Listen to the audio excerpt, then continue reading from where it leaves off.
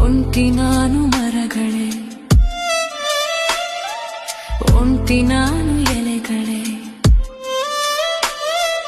ಕೊಕ್ಕಿನಲ್ಲಿ ತಿಂಡಿಯ ಗುಟುಕು ನೀಡು ಹಕ್ಕಿಯೇ, ಸ್ವಲ್ಪ ಉಳಿಸಿ ತಿನಿಸೆಯ,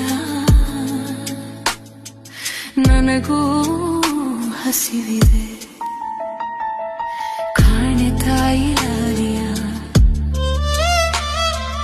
ಕಾಣೆ ತಂದೆ ಪ್ರೀತಿಯ.